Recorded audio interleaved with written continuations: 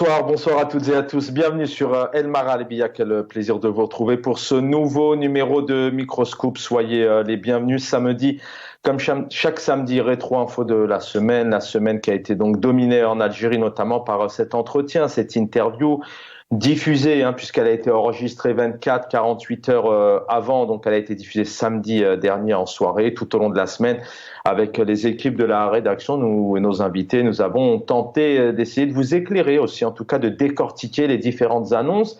Il y a eu quelques énormités, en tout cas c'est ce qu'on qualifiait notamment les réseaux sociaux, les téléspectateurs, certains analystes, observateurs, des énormités aussi qui ont fait passer un peu les propos du président algérien Abdelmadjid Tebboune comme hérésie, notamment lorsqu'il a annoncé que l'Algérie pourrait dessaler un peu plus de d'1 milliard de mètres cubes d'eau par jour. Certains ont dit clairement qu'à ce rythme-là, d'ici 1 an, Marseille-Alger se fera à pied, de quoi donc vider la mer Méditerranée. C'est pour vous dire un petit peu quelques sorties du président. Il a aussi évoqué que, en clairement, donc mes promesses ont été tenues à 75%, sans détailler spécialement ce dont il parlait. Encore une fois, bien sûr, ça a été enregistré.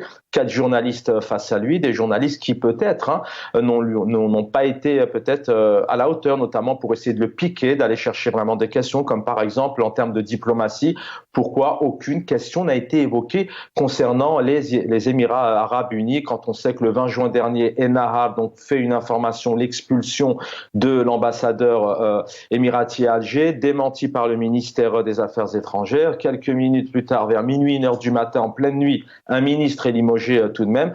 Et puis, un mois après, c'était aux alentours du 12-14 juillet, c'est El Khabar qui prend donc la une de ces journaux pour tout simplement lancer des accusations. Donc là, les journalistes n'ont pas évoqué ce sujet, ou peut-être l'ont-ils fait, ça a été coupé au montage. Et puis notamment sur les feux, le président algérien qui a dit clairement que voilà, nous avons pris les leçons de 2021. Cette année, nous avons mis tous les moyens. Malheureusement, voilà, il y a des victimes, mais surtout, nous n'avons pas pu nous acquérir, nous procurer, acheter donc des Canadair.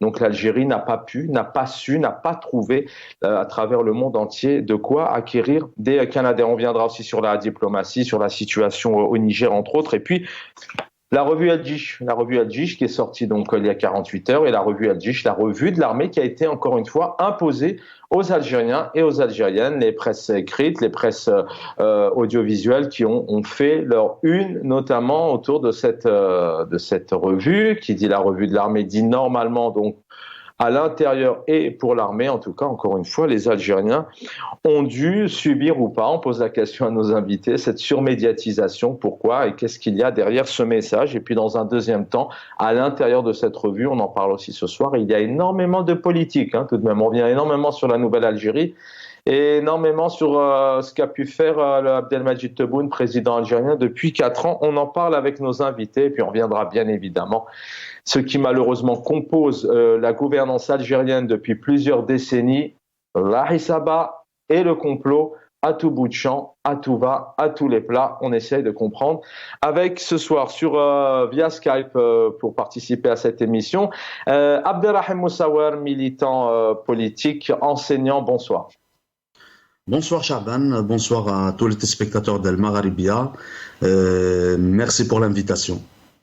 Merci d'être avec nous, militant politique aussi, le plaisir de le retrouver. Azouaoua Chemrouk, bonsoir.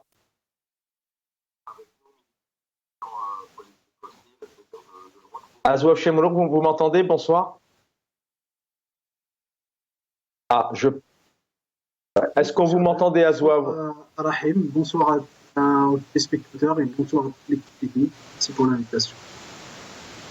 Merci à tous les deux. On va lancer notamment l'émission tout de suite. On va vous demander bien évidemment un peu en 3-4 minutes ce que vous avez pensé de cette soirée, diffusion de cette interview, 1h45, où le président donc a énormément évoqué les complots et la Hisaba. Il a évoqué aussi, il a eu un certain phrasé, un certain parler, une manière de s'exprimer qui, encore une fois, peut-être certains l'ont qualifié de populiste, peut-être de ne pas être à sa place. Il a essayé d'évoquer, vous allez l'écouter, hein, notamment la louvia et la hades, donc les lentilles et les haricots, et il nous parle énormément de complots et de Hisaba.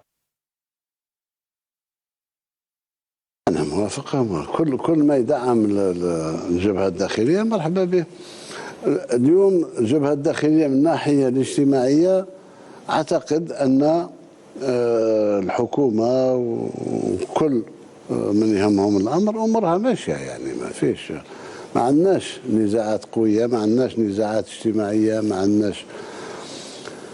من الناحية السياسية أنا موافق كل الأحزاب، هما هتفضلوها انت هالشارع جند ودير المنهج نتاعنا احنا المنهج الوطني، الخط الوطني هذا ما كان. خلق لي ازمانه في اللوبيا والروز والعدس، هذه مقصوده والله العظيم اقسم بالله يا اللي حكمته اني ندم على النهار اللي زاد فيه. انا نقول لك يعني راه يعطينا مؤشرات. اليوم رانا في الصيف وزاد فيها، يعني يغيبوها في الشتاء. خليه يمكرون ويمكر الله والله خير الماكرين. Voilà, première vidéo, on a entendu le président nous parler des partis politiques. On va en parler dans un instant, puisque lors de cette soirée, il a invité les partis politiques, les militants, les Algériens et les Algériennes à se mobiliser dans la rue. On va essayer de comprendre, est-ce que, malgré ces mots, est-ce qu'on peut se mobiliser en Algérie. Abderrahim Moussawer, une réaction, vous avez certainement entendu, lu, un peu décortiqué les annonces, les mots, les quelques énormités, les sorties du président algérien, et puis un président algérien aussi qui nous parle de coup d'État, d'ordre constitutionnel, le retour de l'ordre constitutionnel, notamment au Niger. On sait qu'en Algérie, je vous lance comme ça 2-3 gros axes et vous avez le temps de vous exprimer. On sait tout de même qu'en Algérie, qu'à chaque fois, l'histoire l'a prouvé, que le pouvoir souhaite se maintenir. Il y a eu cette modification de constitution, parfois aussi imposée au référendum, malgré que ça a été très, très largement boycotté, par exemple. Et puis les coups d'État, entre le gouvernement provisoire de 62 qui a subi un coup d'État, l'arrêt du processus électoral 91 et puis le Hirak, il y a tout de même des coups d'État en Algérie. Donc voilà, le président algérien dans tout ça. Il me semble que la question politique, sociopolitique, économique, culturelle, dans tous les domaines confondus en Algérie aujourd'hui, si on suit les déclarations du président illégitimement désigné par la junte militaire, en l'occurrence Abdelmadjid Tebboune, on peut à la fois, d'un côté, je peux dire qu'on pourrait clairement écrire une thèse là-dessus par rapport à ces mensonges qui sont devenus depuis de longues années des mensonges d'État, des sorties qui n'honorent pas, qui n'ont jamais honoré, c'est-à-dire d'une telle façon le poste d'un président. Nous avons un président désigné qui parle, qui demande aux partis politiques de mobiliser la société, en disant en arabe Tejnid Shara, en se demandant quelle est la responsabilité des institutions de l'État là-dedans. Est-ce que les partis politiques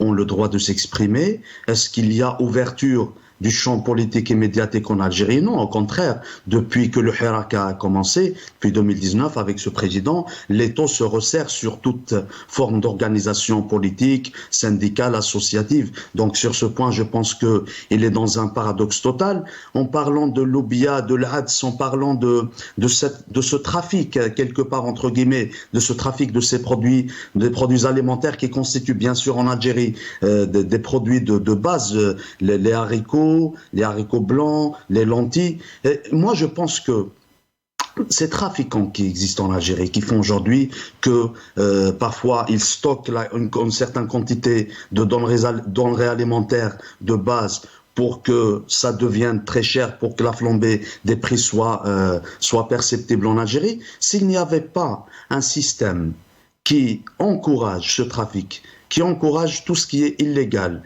qui encourage le marché parallèle, qui encourage toutes sortes d'activités commerciales, économiques, qui sortent d'un cadre légal, on n'en serait pas là aujourd'hui. Donc, de ce dont il parle, toutes ces expressions, tous ces mensonges, tous les propos qu'il tient, qui n'honorent pas du tout le poste d'un président de la République, parce que parfois il fait des déclarations de guerre, ne sont que de la poudre aux yeux, parce qu'on est à l'approche d'une élection présidentielle en 2024. Après, Chaban, vous avez parlé des journalistes qui étaient en face de lui.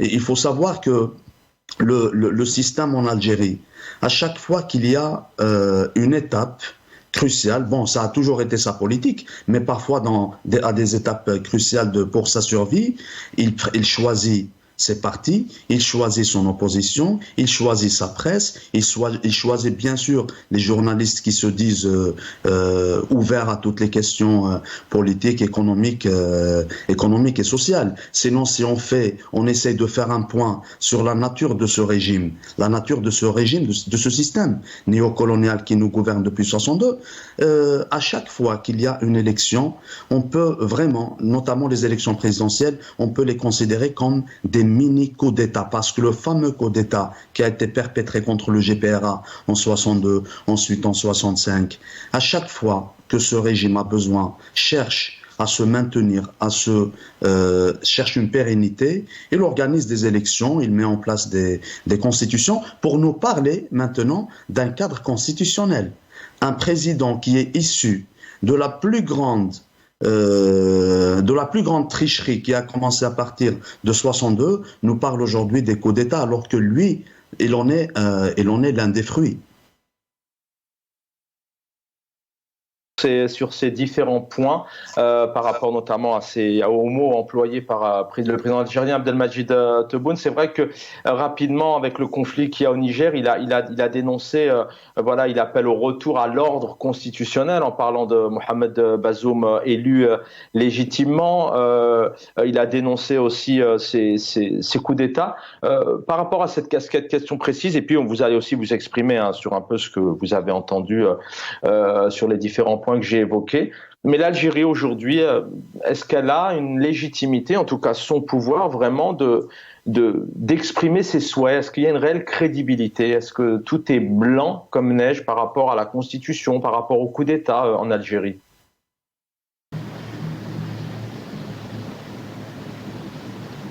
Alors, Azouab Chemrouk, je pense que vous avez peut-être un souci de santé. Excusez-moi, oui, je suis désolé. Je sais pas pourquoi je dis ça. Oui, est-ce que vous m'entendez, Azouab? Oui, je vous entends. Alors, je vous rassure, j'ai pas un souci de santé. Je viens même sortir d'une séance de sport pour vous dire. Non, mais je croyais que la question était posée à Rahim. C'était pour ça. On va vous écouter. Je sais pas pourquoi. Je voulais dire le son et je sais pas pourquoi.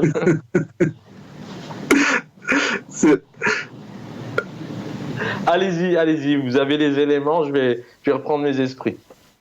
Alors, c'est possible de répéter juste la question, s'il vous plaît. Aujourd'hui, vraiment, on a un chef d'État samedi soir qui évoquait ce retour aussi à l'ordre constitutionnel. Rapidement, le 26 juillet dernier, avec ce putsch, coup d'État au Niger, le retour de l'ordre constitutionnel, il a dénoncé aussi ce coup d'État. D'abord, d'un point de vue général, quand vous entendez Abdelmadjid Tebboune, président algérien, dans cette Algérie, on va en parler ce soir de cette nouvelle Algérie dont on nous parle et de ce pays qui avance vers l'excellence tout de même avec ces questions de répression, etc. Quand vous écoutez le président algérien qui emploie ces mots-là, est-ce qu'il y a une crédibilité? Est-ce que le message passe? Non, pas du tout. D'abord, je tiens à vous remercier pour l'invitation et je tiens à saluer mon ami Rahim et puis tous les téléspectateurs et ainsi l'équipe technique qui est derrière toi pour assurer cette émission. Pour répondre à la question, c'est que pour la crédibilité à l'intérieur, je ne le pense pas, même à l'extérieur d'ailleurs. C'est-à-dire que Tebboune a tenu à rappeler c'est-à-dire de respecter le parcours constitutionnel au Niger. Mais est-ce qu'elle est crédible par rapport à votre question? Je ne le pense pas parce que j'ai été j'ai su que la CEDEAO, c'est-à-dire l'Organisation économique des pays de l'Afrique de l'Ouest, a tenu une réunion il y a 2-3 jours dans la perspective d'une intervention militaire. Alors que l'Algérie,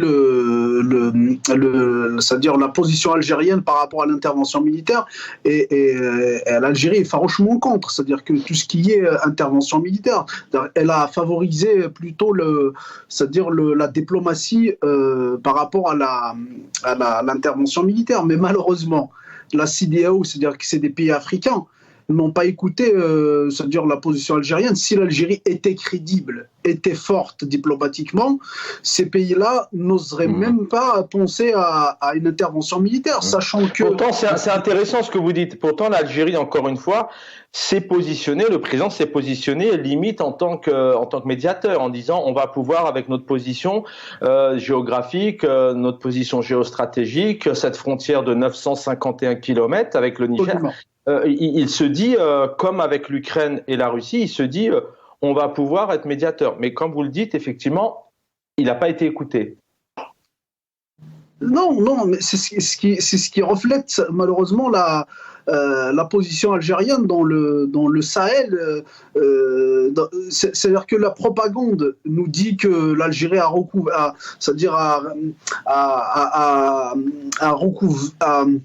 je ne sais pas comment l'expliquer, mais c'est-à-dire diplomatiquement, mais c'est-à-dire qu'elle a retrouvé sa place dans le concert des nations, j'ai oublié le terme diplomatique, pardon.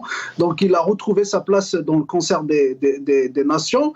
Ça, c'est pour la propagande intérieure, mais malheureusement, ce qui est réellement, ce n'est pas du tout le cas. Même les pays africains, c'est-à-dire qui sont, avec tout le respect que j'ai pour les pays africains, qui sont militairement, économiquement et diplomatiquement moins forts que l'Algérie, ne l'écoutent pas. Et pourquoi? Parce que ces pays-là, ils ont des soutiens américains, ils ont des soutiens français, notamment si on prend le Nigeria par exemple, qui partage des frontières pratiquement pareilles que les nôtres avec le Niger, et ils ont décidé d'intervenir militairement. Donc c'est vrai qu'ils ont reporté la réunion de leur chef d'état-major qui était programmée aujourd'hui, je crois, pour justement mettre les modalités de cette intervention. Ils l'ont reporté, mais tout de même, ils ont quand même décidé, sans l'Algérie, d'une intervention militaire, alors que l'Algérie partage 950 km de frontières, tout en sachant que une déstabilisation des pays qui sont limitrophes, ça va c'est-à-dire d'une manière directement, ça va impacter la sécurité intérieure, du moment que ces pays-là qui sont limitrophes, ces pays-là qui nous avoisinent, ils font partie de l'espace de sécurité de notre pays, c'est-à-dire que le Mali, le Niger, la Libye, le Maroc, tous les pays la Tunisie, ils font partie de l'espace de sécurité ou l'espace de défense algérien. Or que si on voit globalement c'est-à-dire la situation sécuritaire dans la région, tous les pays qui nous entourent, ils sont soit en guerre, soit en coup d'État, soit dans la moindre, c'est-à-dire dans la moindre situation, ils sont en guerre civile. Si on prend la Libye par exemple. Pourquoi l'Algérie n'a pas pu interdire ou empêcher l'intervention française en Libye? Pourquoi n'a pas pu empêcher l'intervention française au Mali? Pourquoi elle n'a pas pu empêcher l'intervention et même, c'est ce qui est vraiment grave, c'est-à-dire que l'Algérie est tellement faible diplomatiquement, on a entendu les déclarations de Tebboune lors de sa rencontre avec Poutine, qui approuvait, c'est-à-dire on est dans le monde de l'irréel. Il approuvait la présence de Wagner au Mali, c'est-à-dire la présence des mercenaires au Mali. Vous imaginez à peu près les mercenaires, c'est-à-dire qu'ils n'ont aucune allégeance à part l'allégeance à l'argent. C'est-à-dire qu'ils sont pour le plus offrant. Alors que c'est vraiment ces propos qu'il avait dit, qu'il avait avancé. On continue. On continue la discussion. On va juste... Oui. On continue, on va justement évoquer les questions aussi de diplomatie. Deux questions qui se posent. D'abord sur la forme. Journaliste d'El Khabal qui était présent n'a pas évoqué cette situation, cette crise avec les Émirats arabes unis. Alors crise ou pas, en tout cas les accusations d'El Khabal mi-juillet n'ont pas été démenties par le ministre des Affaires étrangères ni par le palais El Mouradia, mais aucune question n'a été évoquée. Donc je vais vous demander de réagir là-dessus. Logiquement, on doit poser la question, que le président algérien se positionne en disant « écoutez, la presse dit ce qu'elle veut, mais voilà où nous en sommes », ou effectivement la presse, en tout cas, il doit se positionner. Pourquoi la question n'a pas été posée? Et puis aussi la France. On va écouter ici le président algérien qui attend l'invitation de la France. Est-ce qu'il est en train de les supplier? En tout cas, il s'est exprimé longuement sur cette visite qui n'a pas lieu, et on en parle qui n'a pas encore eu lieu en tout cas, et on en parle juste derrière. أنا موافق كل ما يدعم الجبهة الداخلية مرحبا به. اليوم الجبهة الداخلية من الناحية الاجتماعية قائمة ما ترغتش ولكن لحد الآن احنا ننتظر في البرنامج تاع الزيارة من طرف الرئاسة الفرنسية. زيارة الدولة لها متطلبات. وزيارة الدولة لازم تخرج بنتائج. زيارة الدولة ما تكونش زيارة سياحية. هذا هو الكلام اللي كنا فيه. ما زالت قائمة. لما نتفق على برنامج اللي يجسد زيارة دولة نمشي، ما فيش، ما عندناش أمور مبدئية اللي قال ما نمشي ولا ما نمشي. اللي راه يحلل من بعيد الله خليه يحلل. Si on a bien compris, M. le Président, la visite n'est pas annulée. Du tout. Non, la visite قائمة. Maintenant, je me متفاهمين على البروغرام. Il y a un programme, il y a une demande. La visite d'État qu'on a faite en Russie, راك شفت le résultat تاعها. Il y a des résultats. La visite d'État qu'on a faite en Chine, la visite d'État en Italie, شفت النتائج تاعها. La visite d'État au Portugal فيها نتائج. Mais la visite d'État en France, أنا ما نمشيش pour défiler في les Champs-Élysées avec la cavalerie de la garde républicaine. Je sais pas, ما نمشيش pour ça. نمشي باش نقوي العلاقة. Voilà, puis certains énormément ont critiqué aussi peut-être la manière dont s'exprime ici le président algérien qui sort un peu de son rôle de diplomate, de dire je n'y vais pas pour défiler avec la cavalerie républicaine. Abderrahim Moussaouer, Azouaou Chemrouk, je vais commencer par revenir à vous, Abderrahim Moussaouer. Essayez un peu aussi d'avoir par rapport aux exemples qu'on vient d'entendre. D'abord, est-ce que le président algérien est méprisé? Est-ce que Emmanuel Macron se dit bon bah maintenant moi vous êtes allé en Russie, vous êtes allé en Chine, je vais m'occuper du Niger parce que vous n'êtes plus prioritaire? Est-ce qu'il est méprisé? Est-ce que selon vous le président algérien est en train de supplier cette visite alors qu'elle n'est pas unilatérale, cette visite en termes de diplomatie logiquement? Il y a cette visite aussi du ministre des Affaires étrangères M. Attaf qui s'est rendu aux États-Unis. Certains disent que sa visite n'est qu'une convocation car normalement logiquement elle doit discuter des affaires internationales et des relations bilatérales. Avoir un peu votre vision à tous les deux. On voit actuellement une sorte de période diplomatique où l'Algérie se dit tout de même puissante, médiatrice, alors qu'il y a quand même des ennemis, en tout cas des complexités diplomatiques avec plusieurs pays, dont les Émirats, entre autres, pour ne citer que la France, etc. Je pense que d'un point de vue diplomatique, dans un premier temps, je suis de ceux qui disent que depuis le GPRA, s'il y a un seul héritage que la diplomatie algérienne a hérité ou a appris du GPRA, je parle de la diplomatie d'aujourd'hui, c'est généralement les positions quand il y a des conflits, quand il y a des problèmes géostratégiques et géopolitiques dans le monde. Je le dis clairement, mais à un certain moment, et il faut rappeler que ces positions stratégiques doivent être basées sur une éloquence, sur un certain positionnement qui ne devrait plus être passif, mais un positionnement qui devrait être actif. Nous avons depuis 4 années un président qui parle de la force régionale, un président qui parle d'une puissance régionale, mais qui en réalité, là, il est en train de faire l'éloge de sa visite en Russie, de sa visite en Chine, alors que lorsqu'on écoute ce qu'il avait dit à ce moment-là au président Poutine, il a supplié Poutine de valider l'intégration de l'Algérie dans le groupe des BRICS, en disant clairement, et c'est là qu'il avait humilié l'Algérie, le peuple algérien, en disant que la stabilité et la sécurité de l'Algérie ne dépendaient que de l'implication ou que de l'intégration des BRICS. À l'écouter maintenant aujourd'hui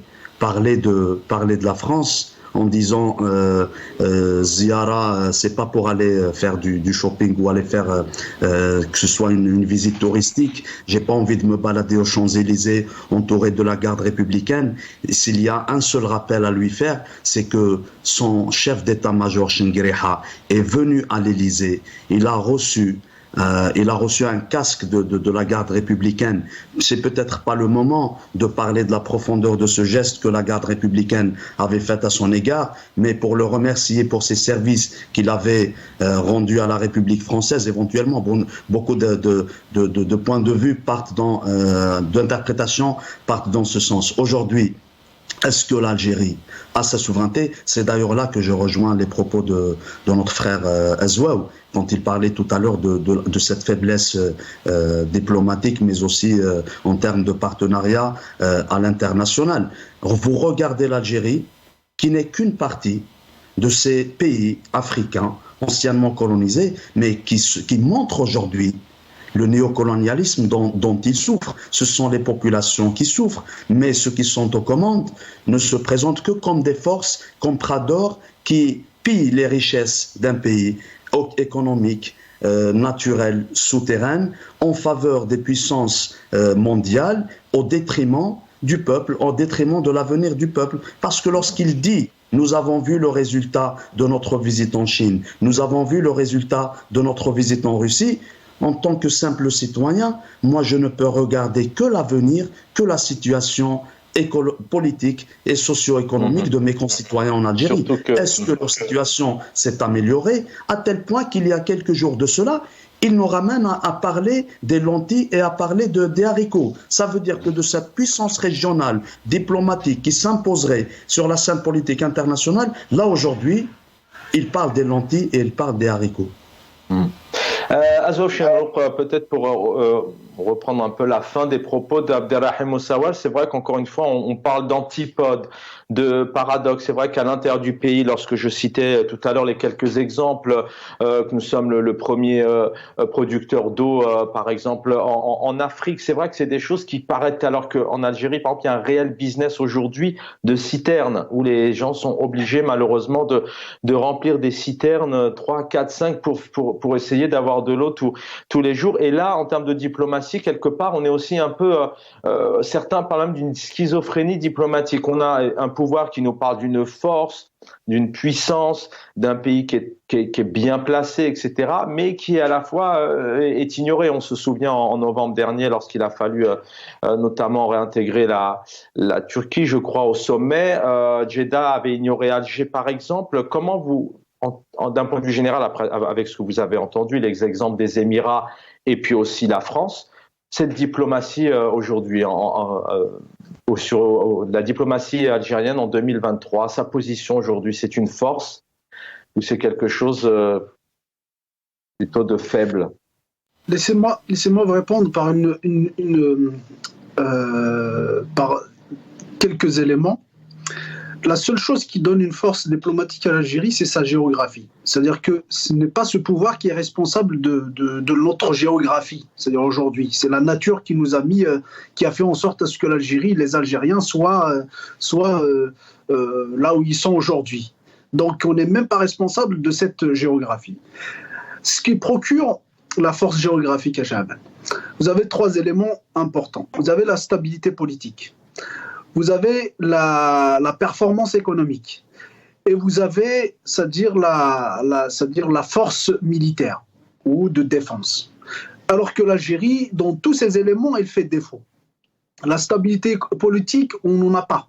Du moment que la volonté du peuple n'est pas respectée, il n'y a pas d'alternance au pouvoir. C'est toujours la volonté du plus fort et des militaires qui prime en Algérie. Donc là, c'est une instabilité politique. Donc on est sujet, on est encouru c'est-à-dire de troubles politiques à chaque fois. Et malheureusement, les troubles politiques, ça peut dégénérer pour aller à des troubles sécuritaires, malheureusement, comme on a vu lors des années 90. Vous avez la force économique, on ne produit rien. Le pouvoir actuel et même ses prédécesseurs n'ont pas réussi à régler le moindre problème économique en Algérie. Depuis 1962, on est toujours dans les mêmes problèmes, parfois j'ai honte de les dire. Le lait, on n'arrive pas à résoudre le problème du lait. De l'eau, le problème du blé, le problème, pas que les problèmes liés au changement climatique. Si c'était lié qu'au changement climatique, on aurait compris ce pouvoir. Mais non. Alors c'est quoi, selon vous, on bassine, le pouvoir évoque énormément le complot, la Hissaba, depuis tout temps. On aurait pu diffuser ce soir ce montage qu'a préparé la rédaction avec depuis des décennies, des hauts représentants parlent de complot, de Hissaba, de mains étrangères intérieures. C'est parce que c'est un pouvoir qui a la volonté de laisser le peuple face à des grosses difficultés, qui n'a pas envie de voir son peuple évoluer, de rester au pouvoir coûte que coûte. Alors, il y a cette volonté, mais il y a aussi l'incompétence. Excusez-moi, juste, je finis avec le troisième élément, c'est-à-dire le contexte militaire, c'est-à-dire la force militaire. L'Algérie ne produit rien militairement, c'est-à-dire qu'aujourd'hui, pour être fort, c'est-à-dire à l'étranger, pour être fort diplomatiquement, il faut avoir une force militaire. Et une force militaire, il faut produire ses armes. Aujourd'hui, nous, on produit rien en tant qu'arme, ni stratégique, ni même parfois même je sais pas, même les fusils à chasse, je sais pas je sais pas si on les produit, ou si on les produit, ça doit être de médiocre qualité. Donc, si vous voulez, quand on n'a pas ces éléments-là, c'est pas possible qu'on va parler de force diplomatique. Maintenant, c'est-à-dire par rapport à votre question, vous pouvez la répéter, s'il vous plaît, Chavan? Non, je vous disais juste, c'est lié d'ailleurs un peu à encore samedi soir, on est en 2023, et dans un instant, on va revenir aussi, parce que c'est un lien d'ailleurs avec cette puissance militaire, Al-Jish, on va en parler dans un instant, mais samedi soir, on a encore un président, on l'a écouté tout à l'heure, qui revient sans cesse sur le complot, sur la Hissaba. C'est un pouvoir qui n'a pas envie de régler ce problème, ou alors c'est peut-être du vent, ça n'existe pas, et c'est vraiment d'inventer des histoires pour dire aux Algériens, mais attention, restons unis, parce qu'on parle aussi énormément, il parle énormément de cette unité nationale, de ce front interne. C'est des mots quand même qui reviennent souvent. Vous avez entièrement parlé, on se demande est-ce que c'est fictif ou... Vous avez entièrement raison. D'ailleurs, c'est ce que vous venez de dire, c'est ce qui a caractérisé toute la conférence qu'a faite Tebboune. C'est exact. À chaque fois qu'on lui pose la question, d'ailleurs, c'est pas des questions qu'on lui posait, c'était des questions préparées. Vous parlez de journalistes. Moi, je pense que ce ne sont pas des journalistes, ce sont plutôt des courtisans que des journalistes qui l'ont interviewé. À mon sens, il lui caressait dans le sens des poils. Donc, en plus, les questions étaient bien préparées. En plus, même les questions, on essayait d'être le plus diplomatiquement possible. Alors que la journaliste, il doit bousculer le responsable. Et être en direct, surtout. Bah oui. Donc, allô? Oui, je vous entends. Donc, oui, très bien. Donc, si vous voulez, c'est ce qui a caractérisé toute l'interview, c'est qu'il cherche toujours un responsable, même parfois dans des réponses qui n'ont rien à voir. C'est-à-dire que c'est des réponses qui devraient être ciblées. C'est des réponses économiques, sociales, politiques. Ils devraient être ciblés. C'est-à-dire que ça reflète une chose, c'est que d'abord, il fait pas son travail. Il travaille pas. C'est un président qui travaille pas.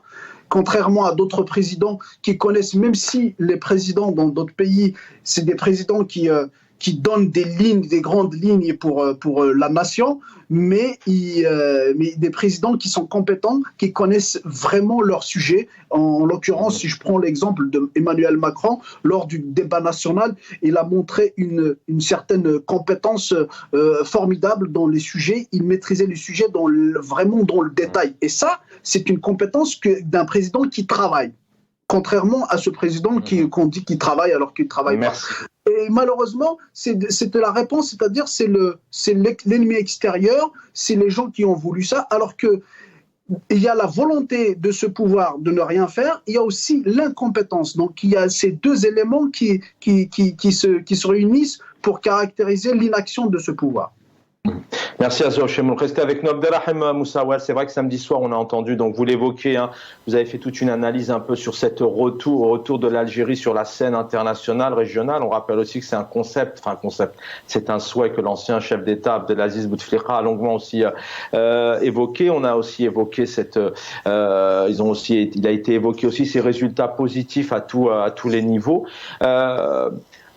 Qu'est-ce que ça vous évoque quand on parle effectivement souvent d'unité nationale, de front interne? C'est quoi? C'est pour puis de complot, c'est pour veille de 2024, c'est pour dire au peuple vraiment soyons tous unis derrière nous parce qu'il y a une crainte à l'extérieur, parce qu'il n'y a pas d'autres points positifs qui ont été formulés pendant ces 4 ans, que le président n'a pas vraiment été à la hauteur, alors qu'encore une fois, on tente de faire passer un message de peur, peut-être de crainte, et de continuer à créer cette unité nationale qui revient souvent d'ailleurs avec l'armée aussi.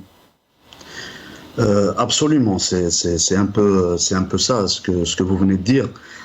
Il me semble que Abdelmadjid Tebboune, avec son discours, lorsqu'il parle de l'unité nationale, lorsqu'il parle du renforcement du front de l'intérieur face aux problématiques, face aux dangers qui guettent sur la région, donc l'Afrique du Nord, le Sahel, en règle générale, mais sur l'Algérie en particulier. Vous savez, Chahban, parfois, faire le constat des réalités doit être, toujours faire le constat des réalités doit être fait sincèrement, il doit être fait de façon objective. Lorsqu'on regarde aujourd'hui la situation géopolitique, la situation dans laquelle le monde se baigne, et je parle de tous les pays du monde, notamment en Afrique du Nord, ce serait un mensonge de dire le contraire en disant qu'il n'y a pas de danger, il n'y a pas de problème, ce n'est que du préfabriqué, etc.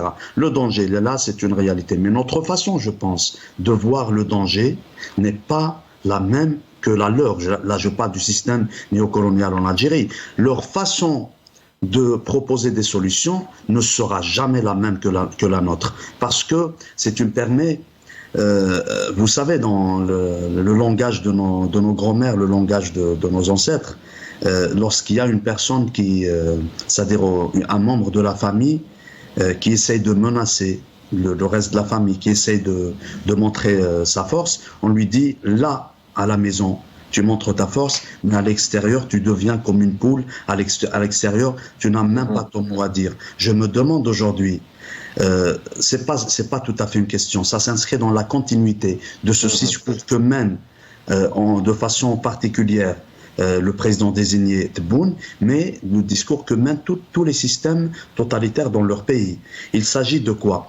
Il s'agit de vanter sa force vis-à-vis de son peuple, sa force régionale, sa puissance internationale, mais en réalité, cela cache une réelle fragilité d'un système qui n'a jamais eu de légitimité. Aujourd'hui, le pouvoir algérien, en allant chercher la légitimité internationale, même la légitimité, il n'arrive plus à l'avoir. C'est pour ça qu'il se contente seulement d'avoir une visibilité, d'acheter une visibilité diplomatique. Même cette visibilité qu'il va utiliser comme un mensonge vis-à-vis de son peuple.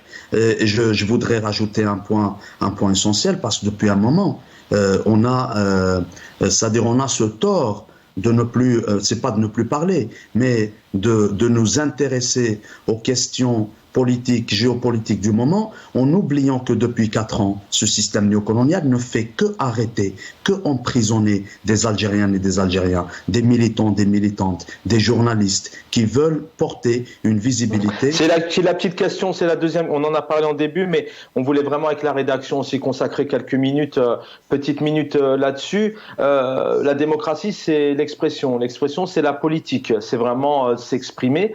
Effectivement, on voit depuis 4 ans tout de même, il y a une recrudescence d'une fermeture de plusieurs champs, syndicales, médiatiques, politiques. On l'a encore vu samedi soir puisque le président il est enregistré, il est même pas en direct.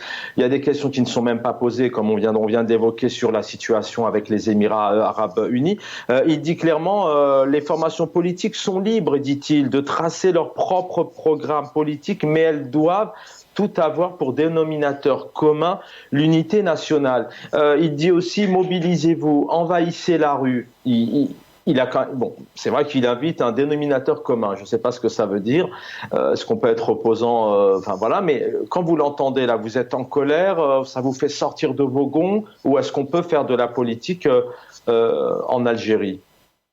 Quand on regarde ce point, c'est-à-dire réellement, bien sûr, ça pourrait facilement nous mettre en colère. Mais en connaissant la nature du système algérien, j'ai une question, seulement une question à poser, puisqu'il parle des organisations politiques, syndicales, qui devraient avoir le point commun, celui de l'amour de l'Algérie, celui de mettre l'Algérie avant toute autre considération.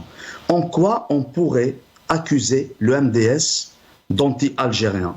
En quoi on pourrait accuser Rage d'anti-algérien? En quoi on pourrait accuser le Parti socialiste des travailleurs d'anti-algérien? En quoi on pourrait accuser la Ligue algérienne pour la défense des droits de l'homme d'anti-algérien, si ce n'est des organisations, bien sûr, avec les partis traditionnels qui sont restés fidèles à travers leurs militants, à leur ligne politique conductrice?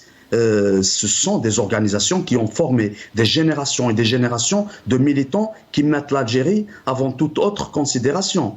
Aujourd'hui, nous avons un système, lorsqu'on parle du renforcement du front de l'intérieur, le renforcement du front de l'intérieur, ce n'est pas d'emprisonner des militantes et des militants, ce n'est pas d'emprisonner des citoyens, ce n'est pas de rendre la vie dure, la vie chère, la vie invivable à ces citoyens. Le renforcement du front de l'intérieur, c'est l'ouverture du champ politique et médiatique. Le renforcement du front de l'intérieur, c'est d'écouter ces citoyens, c'est d'écouter les aspirations du citoyen. Parce que lorsqu'on aurait un jour peut-être un État qui se respecte, un État basé sur la souveraineté et sur la volonté populaire, à ce moment-là, on pourra parler fièrement d'une force régionale, d'une puissance régionale, et même faire face à ces puissances qui veulent aujourd'hui faire du néocolonialisme, en disant « je suis légitime, j'ai la légitimité, j'ai la visibilité de mon peuple, j'ai mon peuple derrière moi, je fais de mon Algérie ce que je veux, c'est ce que veut le peuple ». À partir de là, ces puissances néocoloniales auraient vraiment peur d'un vrai système qui émane de la légitimité populaire. Donc leur vision du renforcement du front de l'intérieur n'est pas la même que la nôtre, parce que la nôtre, elle est basée sur le respect de la dignité humaine. Or, la dignité humaine d'un Algérien aujourd'hui, non seulement elle n'est pas respectée, elle est piétinée, elle est emprisonnée, elle est injustement traitée. Merci. Effectivement, on a parlé pas mal d'exemples cette semaine encore de tous ces responsables et ces partis politiques qui malheureusement sont intimidés à l'UDS, le MSP ou encore le parti de Feth RRS, le RCD, entre autres, sont effectivement aujourd'hui intimidés. Peut-être une réaction sur le fond. Alors on sait pourquoi la question certainement elle a pas été posée sur les Émirats, Zouave Chemolouk, mais pourquoi est-ce qu'on n'a pas demandé qu'est-ce qui se passe dans le fond diplomatiquement? Pourquoi est-ce que le président n'a pas su publiquement s'exprimer sur cette affaire des Émirats arabes alors qu'il y avait le journaliste d'El Rab? Alors certainement on a dû lui dire de ne pas la poser, mais ça veut dire quoi? Il y a anguille sous roche sur cette relation avec les Émirats? Oui, certainement. Peut-être que... Allô? Oui, on vous entend très bien. Donc, oui, à l'heure actuelle, c'est-à-dire qu'il y a des intérêts avec les Émirats arabes unis pour ne pas essayer de les bousculer. Je pense qu'on est assez faible diplomatiquement qu'on n'a même pas c'est-à-dire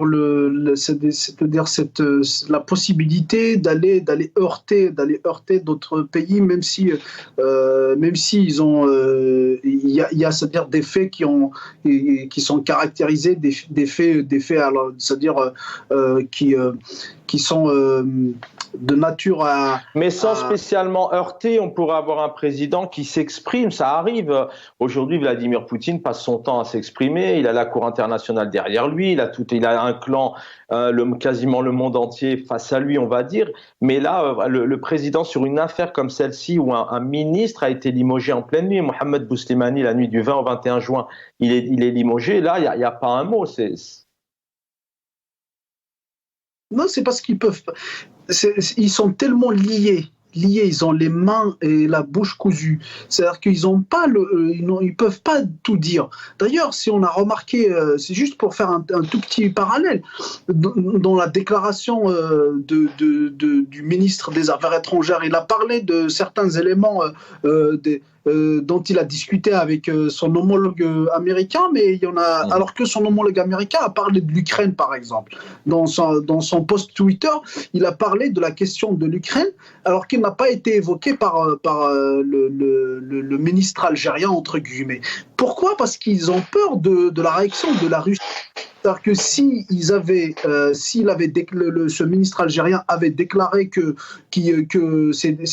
les discussions avec son homologue américain étaient portées sur la question ukrainienne, certainement ça aurait énervé les Russes. Donc ils peuvent pas tout dire, ils peuvent pas, c'est-à-dire on n'a pas cette force diplomatique pour attaquer les questions et être fort diplomatiquement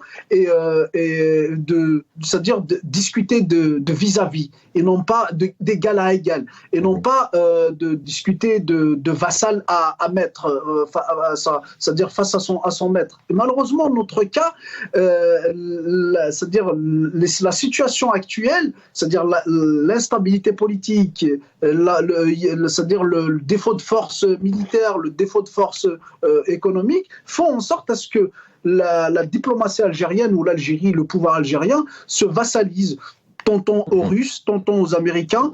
D'ailleurs, moi, je peux inscrire cette visite de Attaf aux États-Unis dans le cadre d'essayer c'est-à-dire de rétablir un peu les relations algéro-américaines suite à la visite de Tebboune, notamment aux déclarations de Tebboune face à Poutine. Donc, à défaut d'avoir une force diplomatique, on est souvent vassalisé et on ne peut pas tenir un discours franc. D'ailleurs, Tebboune, en présence de ministre des Affaires étrangères, je crois, russe, quand il était venu en Algérie, et il n'a pas parlé de guerre en Ukraine, il a parlé d'événements.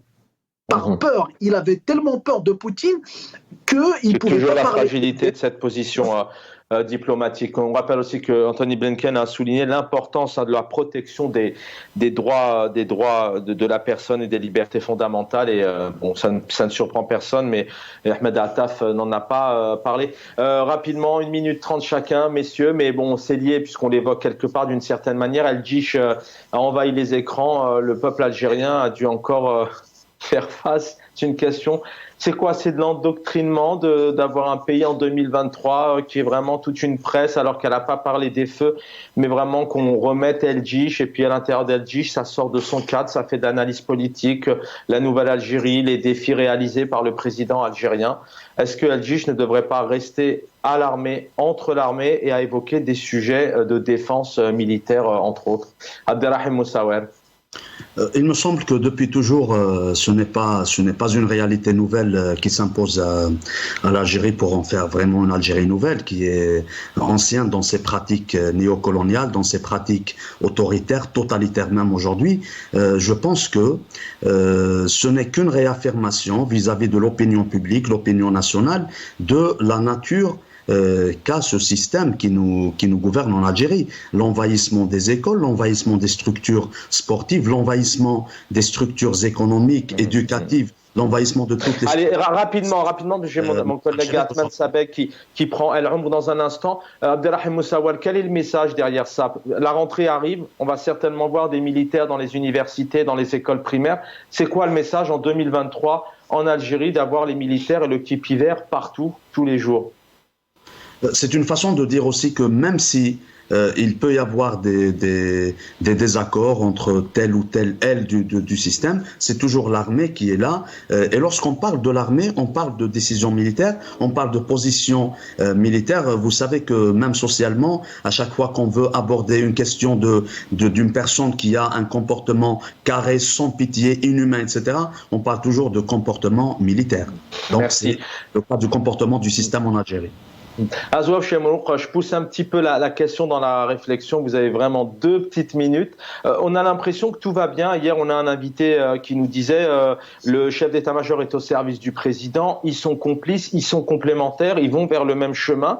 C'est vrai, quand on lit El Djish, on peut comprendre effectivement qu'il y a des éloges, il y a un encensement. Mais on parle aussi de certains analysent aujourd'hui certains clans. Il y a des clans de l'armée à Paris qui sont en train de préparer 2024. D'autres sont en Algérie. D'autres sont en Russie, etc. Est-ce qu'ils sont vraiment complémentaires, main dans la main, ce chef d'état-major et ce président, ou ça implose, ça explose là-haut, il y a au sein du pouvoir, selon vous? Concrètement, je ne sais pas ce qui se passe dans le sérail pour vous le dire, mais une chose est sûre, c'est que je sais que la légitimité n'est pas venue du peuple pour que ça soit clair.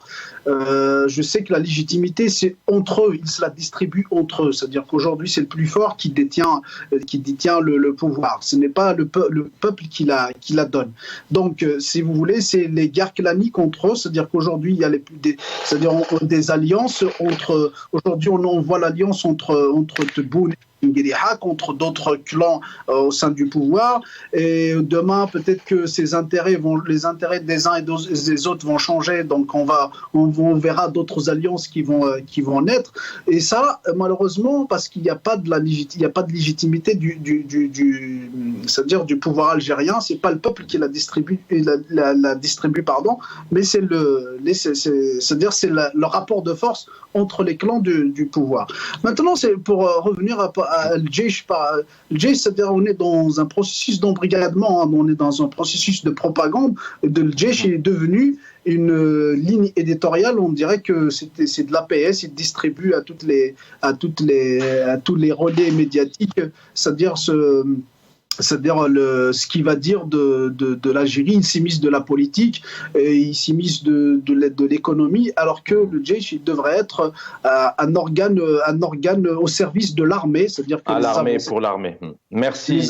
Exactement, les avancées. Et ce qui est dangereux, ce que j'ai remarqué depuis 2019, c'est qu'elles essayent de décrédibiliser ce qu'on appelle le Hirak.